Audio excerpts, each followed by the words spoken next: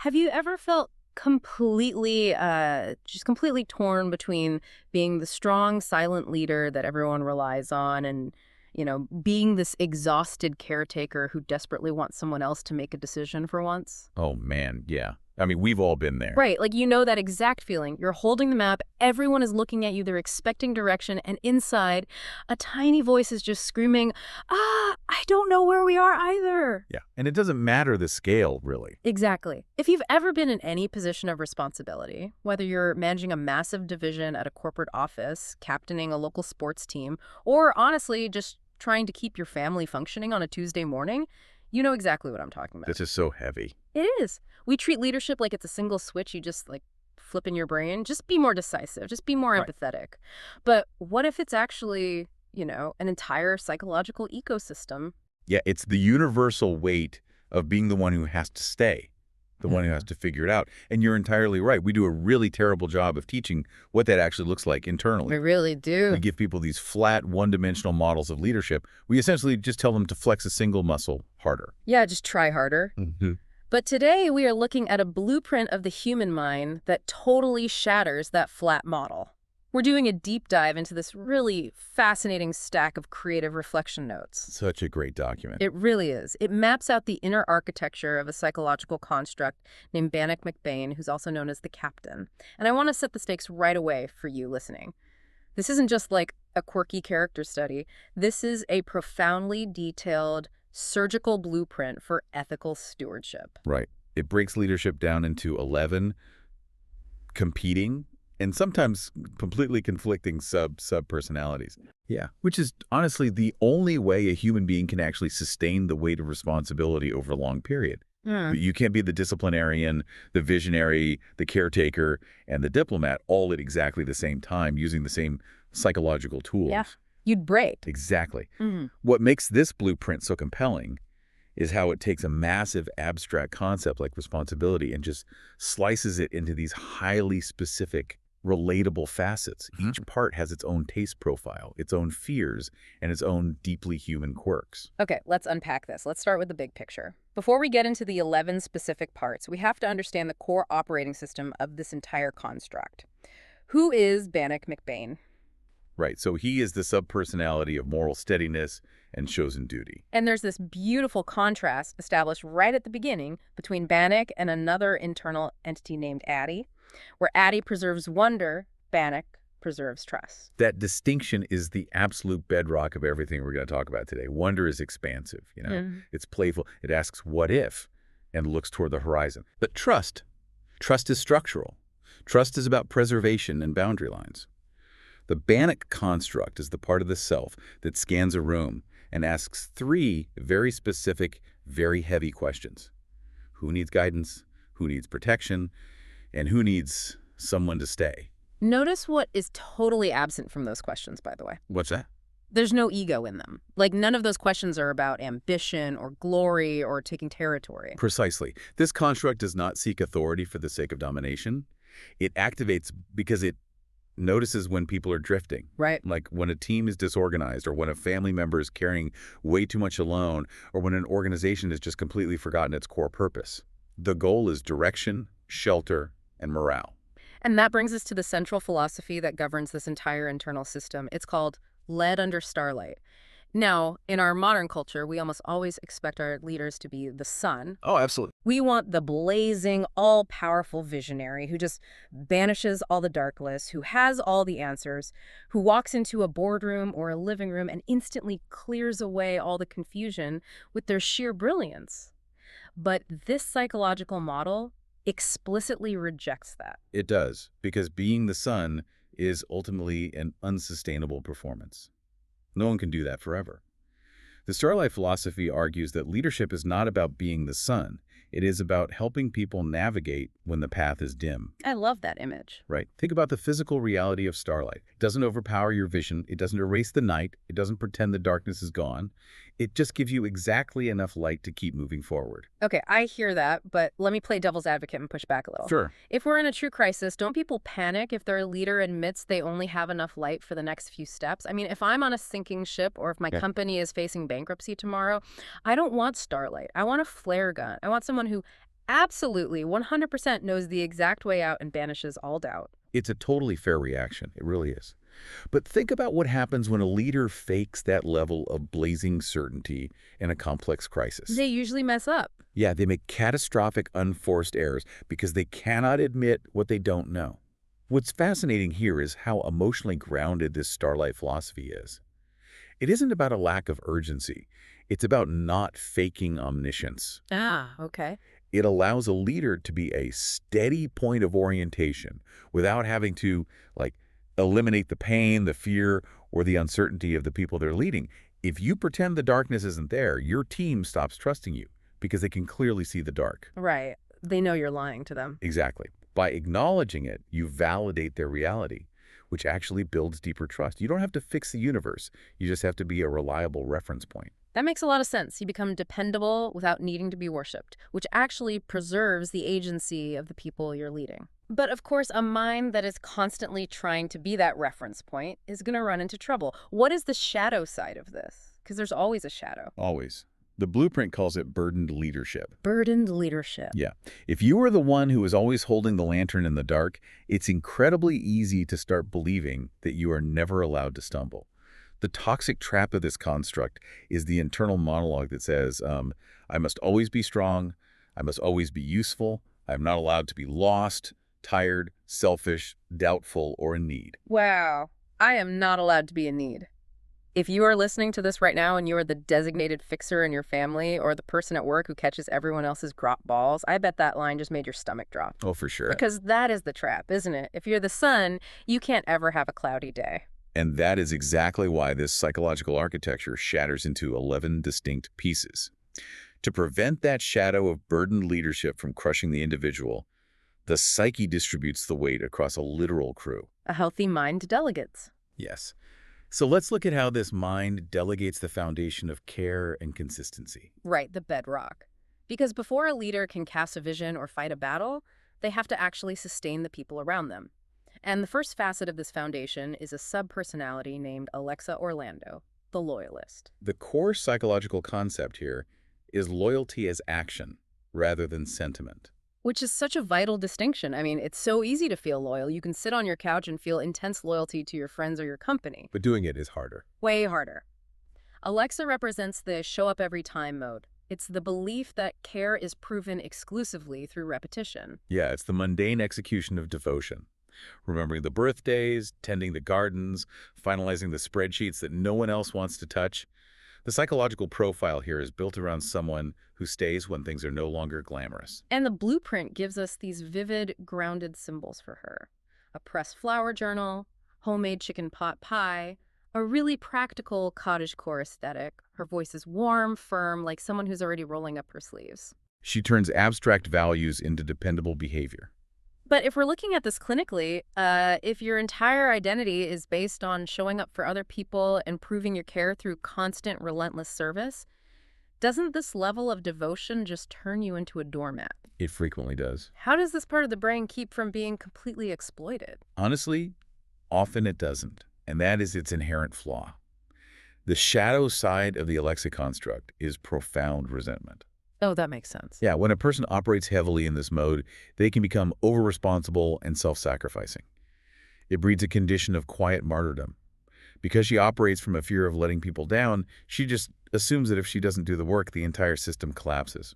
Her immature state is literally the phrase, if I don't do it, no one will. Yep. How many times have we all muttered that under our breath while aggressively cleaning a kitchen or like fixing a coworker's presentation at midnight? It sounds like a statement of service, but it's actually a statement of supreme distrust. You're saying you don't trust anyone else to be competent. Exactly. It isolates her. She builds a literal wall of chores between herself and other people. That's a great way to put it. But the growth arc for this part of the psyche is moving toward a much healthier boundary.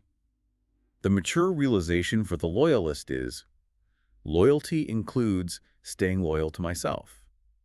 She has to learn that if she burns out, she's violating her core directive because she can no longer be there for anyone. Okay, so Elizabeth's doing the physical work. She's the practical, rolling up the sleeves care.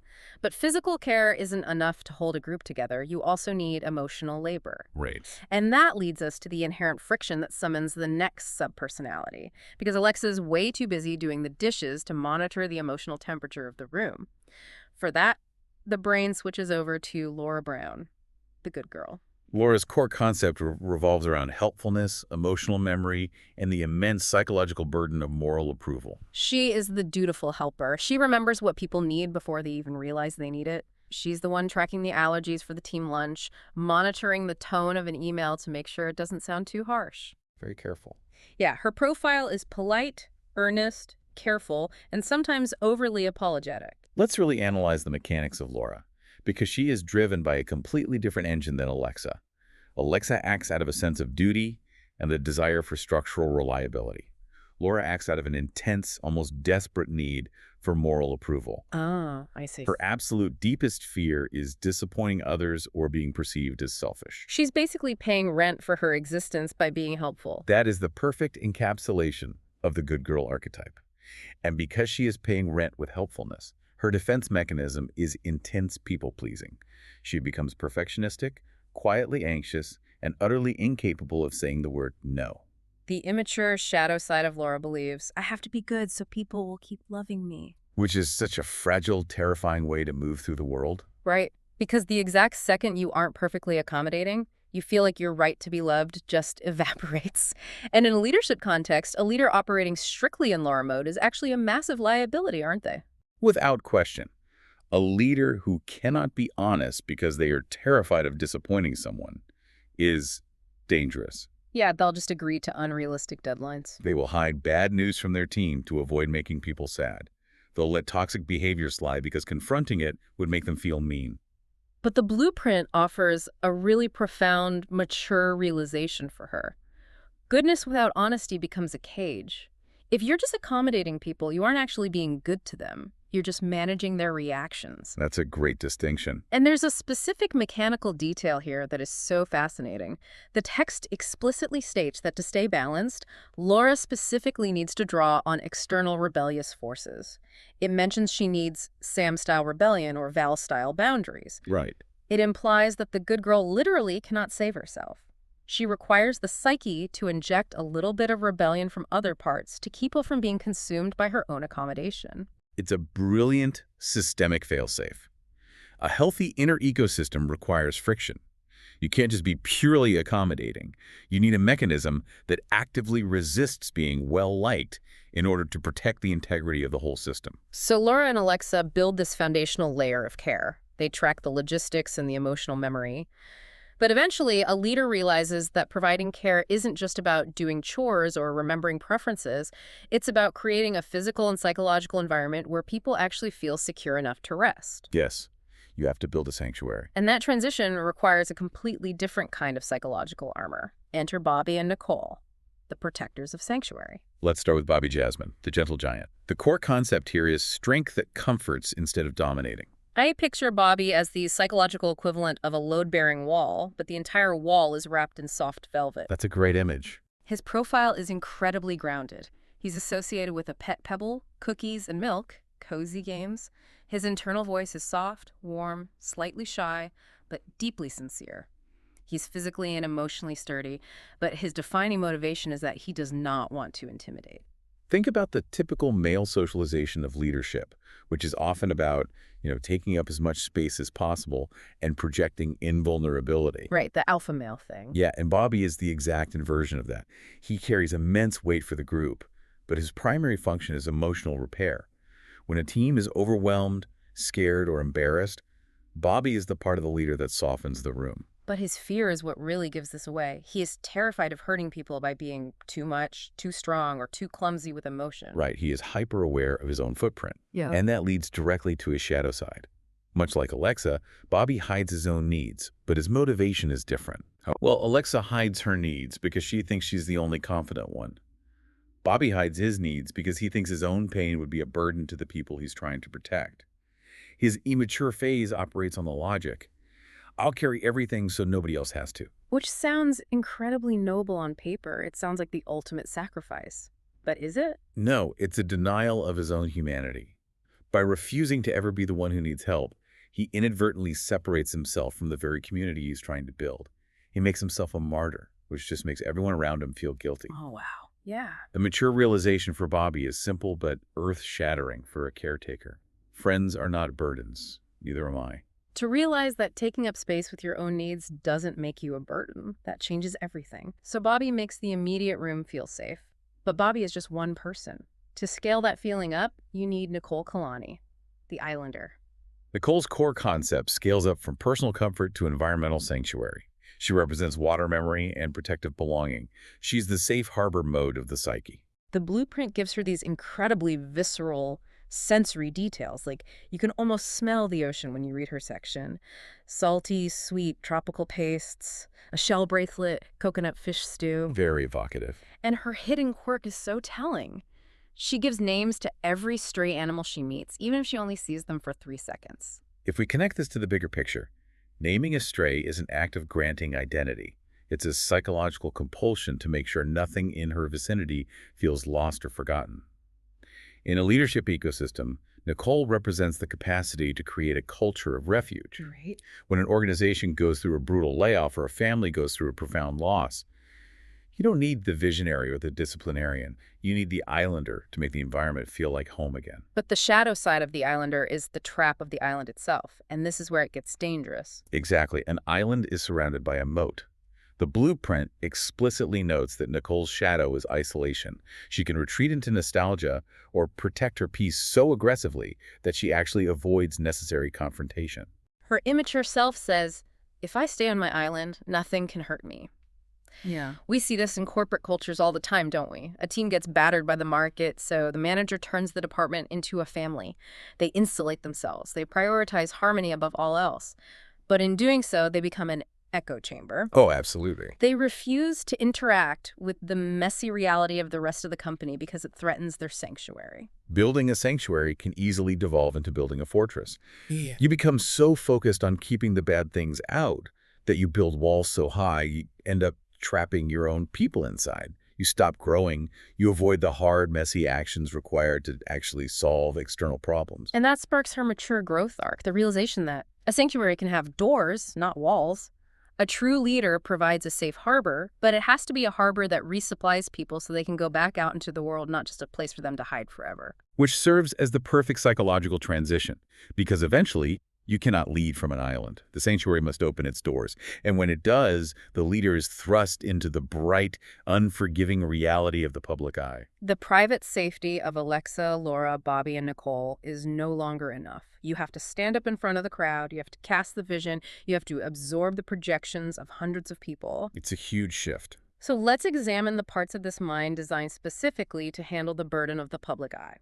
Chris, Carter, and Rachel. Let's begin with the most visible of them all. Chris Aaron, the golden boy. His core concept is charismatic leadership, team spirit, and remembered kindness. Chris is the guy everyone instinctively loves. He is the ideal captain archetype. Capable, socially fluent, athletic, deeply encouraging. He wears an Azure Bear windbreaker, loves cheeseburgers, listens to pop rock. He has this confident, upbeat voice. He's the public sunlight. Right. He rallies people and makes teamwork feel exciting and emotionally buoyant. In any complex system, you need a mechanism for morale. You can have the best logistics in the world, but if the team is depressed, you lose. Chris activates during public speaking, conflict mediation, and morale building. He wants to lead in a way that people remember fondly. But I want to stop and dissect this because charisma is a double-edged sword. If your entire psychological function is being the golden boy, what happens when you inevitably make a mistake? What happens when the sunlight gets addicted to being admired? That is his exact failure state. Charisma can become a mask that suffocates the person wearing it. Chris's deepest fear is failing the people who believe in him. Because they expect him to be perfect. Exactly. When you are the public sunlight, you feel like you aren't allowed to have shadows. His immature state is entirely externally validated, it thinks. Everyone is counting on me to be perfect. Which is an impossible, exhausting metric. If you're leading a startup or a community group and you operate purely as the golden boy, you will eventually burn out or start hiding your failures, which just leads to massive deception. The mature state of Chris has to accept a deeply humbling truth. The blueprint states his realization is, Leadership is not being flawless. It is helping people feel less alone. Oh, wow. That shifts the paradigm completely. It removes the ego. It's Yeah. no longer about him performing perfection. It's about him facilitating connection. Mm. But while Chris handles the emotional morale of the public eye, there's another aspect of public leadership that is much colder and much heavier, and that is formality. Which brings us to Carter Vobbs, the prince. Carter is the psychological mode of nobility, inheritance, and character beyond status. Chris is the morale of the group, but Carter is the dignity of the group. He understands reputation, etiquette, and diplomacy. His symbols are very refined, a silver stag lapel pin, Earl Grey tea. His voice is polished, careful, and elegant. But the blueprint notes that beneath that refinement, he's occasionally insecure. Right, and there's a specific quirk that reveals exactly what's going on inside his head. He practices introductions without his surname. Let's unpack the psychology of that quirk. Why would someone with a powerful inherited title practice stripping it away? Because he has massive imposter syndrome. Exactly. His deepest fear is being nothing beneath the title. He wants to know that he has worth as Carter, not just as a Vobbs. He carries the burden of assumed respect. People respect his position, but he desperately desires to become worthy of the respect they're already giving him. His shadow side is the temptation to just surrender to the image, right? Yeah. To become image conscious, self-important, and entirely trapped in the performance of diplomacy. Yes. His growth arc requires moving from "my name should mean something" to the mature realization that my actions must mean more than my name. To prevent him from becoming a sterile symbol, the system dictates that Carter must maintain ordinary, low-stakes friendships. He has to step out of the aristocratic bubble to stay human. So Carter carries the burden of a title, but the final member of this public-facing trio carries something arguably much heavier: an entire institution. Rachel Aubergine, the headmaster's granddaughter. Rachel's core concept is legacy, expectation, prestige, and inherited responsibility. While the others manage people and morale, Rachel represents the stewardship of the institution itself. She is the legacy leader mode. She carries the weight of institutional history. Her symbols are an old headmaster's key on a blue ribbon, dark chocolate tea cakes. She activates when long-term reputation and standards are on the line. She asks the terrifying question: what does our leadership owe to the future? But she has a vulnerability that I find fascinating. The blueprint notes that she secretly keeps every kind note she has ever received because praise feels safer to her when it is written down. Let's really look at that. Why does written praise feel safer than spoken praise? I mean, if someone walks up to you and tells you that you're doing a great job, that requires you to receive it in real time. It requires vulnerability, eye contact, and immediate unscripted reaction. It's messy. It's super messy. But a written note is static. You can read it in private. You can store it in a box. You can control it. It highlights a profound emotional guardedness. Rachel's shadow is perfectionism and emotional unavailability. Because she is carrying an institution, her absolute greatest fear is being exposed as undeserving, ornamental, or only respected because of her lineage. Her immature state operates on a defensive mandate. I must never embarrass the name. But think about what happens to a company or a long-standing charity or a family system when the leader's primary motivation is just avoiding embarrassment. The institution ossifies. It freezes. If your only goal is to preserve the past, you cannot adapt to the future. You become terrified of innovation because innovation requires risk, and risk invites embarrassment. Her mature view shifts the paradigm entirely to save the institution. She realizes the best way to honor a legacy is to improve it. You don't freeze the organization under glass. You have to be willing to evolve it. So we've built the foundation of care. We have constructed the sanctuary. We've managed the morale and the dignity of the public eye. But none of this survives contact with the harsh reality of the real world unless the system has a mechanism to defend itself, to enforce discipline, and to endure when things get incredibly dark. Right. You can have all the tea cakes and morale-boosting speeches you want, but when a true threat arrives, you need muscle and you need a moral spine. This brings us to part 5, defense, discipline, and moral endurance. This is the realm of Kyle, Ryan, and David. Let's start with the discipline. Kyle Tape, the grounded marshal. Kyle's core concept is order, foundation, training, and protective structure. He is the practical field leader. He's a logistics guy. He's less charismatic than Chris, less formal than Carter. He doesn't care if you like him, he cares if you survive. He makes sure everyone has supplies, safety protocols, and a plan. His symbols are a training staff that doubles as a walking stick and steak and potatoes. And he keeps a private notebook of his teammates' strengths and weaknesses. He builds the foundation that nobody notices until the moment it saves their lives. I was trying to picture Kyle's role in a modern context, and I realized he's basically the stage manager of a massive theater production. The audience is looking at the golden boy, Chris, taking the bow. They're looking at the prince, Carter, delivering the diplomatic lines. But absolutely nobody looks at Kyle, who is up in the rafters, dressed in all black, making sure the lighting rig doesn't fall and crush the actors, taping down the audio cable so nobody trips. That is an incredibly accurate analogy. He is leadership as pure preparation. His driving desire is to make people stronger through discipline. His greatest fear is chaos caused by preventable weakness. He activates during survival situations, crisis planning, or when a group just needs strict boundaries without any emotional drama. But the shadow side of the stage manager is that eventually, if they're stressed enough, they start treating the actors like props. The blueprint warns that Kyle can become controlling, overly tactical, and deeply impatient with softness. He can forget that he's leading human beings, not just data points on a spreadsheet. His immature mind says, if everyone just followed the plan perfectly, no one would get hurt. It's a belief in the absolute supremacy of the system over the individual. We see this in middle management constantly. The manager who becomes so obsessed with KPIs and process optimization that they ignore the fact that their team is having mental health crises, the system becomes a god. Exactly. And that is why his mature realization is necessary to bring the humanity back. He learns. A good plan protects people without replacing them. He realizes he actively needs the softness of someone like Bobby or Laura so that the people he's managing actually feel cared for rather than just deployed. So Kyle provides the structural defense. But when that structure fails, when an active threat breaches the perimeter, a spreadsheet isn't going to save you. You need a different kind of psychological energy. You need Ryan Ward, the knight. Ryan's core concept is honor, physical and emotional protection, duty, and chosen service. She is the classic protector archetype. The blueprint describes her role beautifully. She is the blade between danger and the people she loves. She activates when someone is being actively mistreated, when a boundary is violently crossed, or when a vulnerable person needs immediate defense. Her symbols are a small shield-shaped pendant and beef stew. Her voice is plain-spoken, honorable, direct. She defends the group's dignity and their moral line.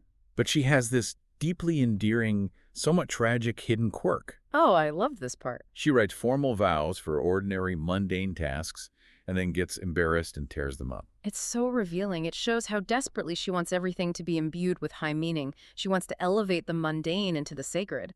But it also reveals an intense psychological rigidity. This raises an important question for anyone who identifies as a protector, whether you're a parent, a first responder, or a community advocate. What happens when you can't protect everyone? What happens when the blade isn't enough? That is the ultimate breaking point for the knight archetype. Her absolute core fear is failing to protect someone when it truly mattered. And because of that impossible standard, her shadow is brutal self-punishment. She can become rigid, judgmental, and completely consumed by duty. Her immature self believes, if anyone gets hurt, it is my personal failure. She takes on godlike responsibility for the safety of the entire universe. Which is a recipe for complete psychological collapse. You cannot control every variable in the world. People will get hurt. Her mature state has to learn one of the hardest lessons in leadership. Honor means serving well, not controlling every outcome. Right. The blueprint also gives her a guiding quote. Protection is not possession. It is standing guard without closing the gate. It's about enforcing boundaries without turning the sanctuary into a prison. Now, Kyle plans for danger, and Ryan fights the danger. But what happens when the path ahead isn't a physical threat? What happens when Kyle's plans fail, Ryan's blade has nothing to swing at, and the team is trapped in a moral fog? Who takes over the psychological wheel then? That is when the system relies on David Lane, the faithful. His core concept is faith as endurance rather than certainty. David is the spiritual and moral loyalty mode. He provides the construct with conviction, humility, and service-oriented patience. His symbols are a cross necklace and Sunday roast chicken. His voice is gentle and solemn. I want to stop and clarify something crucial here because I think it's easy to misinterpret. When people hear faith and morality combined with endurance, they often picture someone who is highly dogmatic, someone who has blind, rigid adherence to a set of rules. Is David just a zealot? No, and that's what makes his psychological profile so sophisticated. The blueprint explicitly states he's not about easy answers or rigid dogma. He's about the capacity to continue walking when the path is morally or emotionally unclear. Okay, that's a big difference. Huge. His faith is about endurance in the dark. He activates in moments of deep moral uncertainty, during profound grief, or in situations that require quiet perseverance with no clear end in sight. So imagine a corporate scenario. You're a middle manager, the company is doing layoffs, and there is no good choice. Everyone is going to suffer to some degree. Kyle, the structural part of your brain, tries to make a spreadsheet to optimize the pain. Laura, the good girl, tries to comfort everyone and completely burns out. Ryan, the knight, wants to fight the CEO. And David. David is a part of you that sits in the uncomfortable, awful grief of the situation and just keeps doing the next right thing without needing a gold star or a clean resolution. Precisely. His deepest desire is to remain faithful to what is good, even without proof of reward. That is the definition of deep integrity. But his shadow side is very real and very dangerous. He can become self-denying, guilt-driven, or too attached to inherited moral scripts. The trap for David is mistaking suffering for righteousness. His immature self believes doubt means I am failing. If he isn't 100% certain that he is doing the absolute right thing, he feels like a fraud. But the mature David arrives at a completely different, highly liberated understanding. Doubt is part of walking honestly. He provides the moral backbone of the captain not by having all the answers, but by refusing to quit when the answers are gone. I love that. Doubt is part of walking honestly. Okay, so we've built this incredibly complex, high-minded, noble system. We have loyalists, princes, knights, marshals, faithful endurers. It sounds like the council in an epic fantasy novel. We've covered 10 parts, but then we get to the 11th member. The anchor of the entire psychological system. Here's where it gets really interesting. The 11th member of this high-minded leadership brain is Seth McDowell, and his title is the Pizza Man. The Pizza Man. The core concept here is feeding people ordinary service and community through low-stakes comfort. It is the most jarring shift in tone imaginable. You go from the knight and the headmaster's granddaughter to Seth, who has a sauce-stained recipe card, flour on his apron, and smells like pepperoni and mushrooms. Yeah, quite a pivot. The blueprint explicitly states he is not flashy, he is not elite, he is not holy, and he is not noble. He is literally just the guy who brings pizza and knows everyone's order. So my immediate question when reading this was, why? Why on earth is the Pizza Man the crucial, load-bearing 11th member of this leadership system? Because Seth is what the blueprint calls the hearth witness. That is a vital psychological function. He is the one who monitors whether people are actually fed, included, comfortable, and welcome in a physical, bodily sense. Oh, okay. Think about the entire system we just built. All of Carter's noble diplomacy, all of David's deep moral faith, all of Ryan's honor and Kyle's tactical planning. Absolutely none of it matters if the community is starving, exhausted, and tense. Wow. Yes. If you have all these lofty ideals, but your people don't feel casual enough to actually sit in a room together, slump their shoulders, and eat a slice of pizza, you don't actually have a community. You just have a very tense institution waiting to shatter. We chronically underrate hospitality and leadership. We think leadership is Steve Jobs on a stage. That's Chris. Or a general on a battlefield. That's Kyle. We completely forget the profound leadership of the person who orders lunch and cracks a joke when the entire boardroom is trapped in a tense 4-hour standoff. That's so true. Seth brings emotional simplicity. He activates around casual gatherings and low-pressure friendship. He desires to make people feel included without making a big speech about it.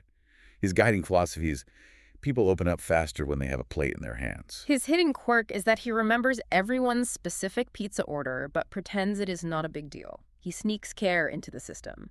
But even Seth, the ultimate casual anchor, has a shadow. He does. The blueprint notes he can hide his deeper feelings behind jokes, snacks, and the deflection of, "It's fine, I brought food." It's the classic trap of the caretaker who uses service as a shield against intimacy. If I'm the one walking around handing out the pizza, I am in motion. I am serving. Which means I don't have to sit down, look anyone in the eye, and talk about my own messy feelings. His immature self believes, I'm only useful if I'm serving something. But his mature arc forces him to stop moving. He has to realize, feeding people matters, but I deserve a seat at the table too. The blueprint is emphatic about his absolute necessity. It states he should absolutely stay as the 11th. He grounds Bannock's whole system in everyday community care. He acts as the ultimate counterweight to the ego of the prince and the rigidity of the knight. He turns leadership from a theoretical concept into something edible and ordinary. So what does this all mean for us? Let's move into our final synthesis. We've looked at these 11 intensely detailed psychological parts. How do they actually form a complete inner system of leadership? The document concludes with a section called Big Picture, Bannock as a complete inner system.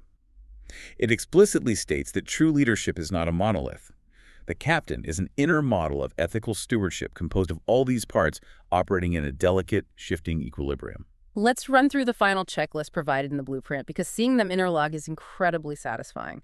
Alexa keeps promises, Bobby makes strength gentle, Carter gives leadership dignity, Chris gives leadership morale, David gives leadership faithfulness, Kyle gives leadership structure, Laura gives leadership thoughtful detail, Nicole gives leadership sanctuary, Rachel gives leadership legacy, Ryan gives leadership protection, and Seth gives leadership a table. Together, they form a holistic psychological framework built around trustworthy guidance. And if we connect this to your own experience as a listener, it acts as an invitation to perform a rigorous internal audit. Think about the arenas where you lead. It could be managing a boardroom, navigating a complex family crisis, or just trying to organize a community project. Which of these parts are you leaning on way too heavily? And which parts are you completely suppressing? Right. Are you entirely stuck in Kyle mode right now? Just barking out tactical plans, optimizing spreadsheets, and treating your family or your employees like logistical units to manage, entirely forgetting that you need a little Bobby softness or Seth hospitality to keep them from quitting. Or maybe you're trapped in Laura mode, Yeah. paralyzed and terrified of making a hard decision because you want moral approval from everyone in the room, when what you actually need is to activate a little bit of Ryan's firm, nightly boundary setting. The mature form of leadership is not the heroic, isolated son who saves everyone alone. The blueprint concludes with this realization. It is the captain who knows leadership is shared, embodied, ordinary, and relational. Sometimes leading requires giving a charismatic speech. Sometimes it requires standing guard. Sometimes it requires optimizing a supply chain. And sometimes it just requires remembering someone's favorite food and ordering it. And that circles us all the way back to the very beginning, to the core philosophy, lead under starlight. Bannock is not daylight. He is not absolute certainty. He is not conquest. He is the steady, pluralistic light that looks at the group and says, the night is real, the darkness is here, but we have exactly enough light to find our way together. It is a profound, deeply humane redefinition of what it actually means to be responsible for other people. It frees you from the burden of perfection. It demands presence, yes, but more importantly, it requires cultivating a well-balanced internal crew. This has been such a journey through the mechanics of the human mind. But before we wrap up this deep dive, I want to leave you with one final provocative thought to mull over on your own as you go back to your teams, your families, and your lives. We've spent all this time talking about how these 11 parts beautifully balance each other, how the knight needs the good girl, how the prince needs the loyalist. But I want you to imagine what happens to your own internal board of directors if your inner pizza man gets completely burned out and goes on strike. That's a scary thought. Think about it. If you strip away the everyday, unpretentious hospitality from your life, the casual check-ins, the shared meals, the self-deprecating humor, what is left? Do all those lofty ideals of honor, legacy, and duty just turn your life into a sterile, cold castle? Go out and figure out which of your own sub-personalities desperately needs a seat at the table today.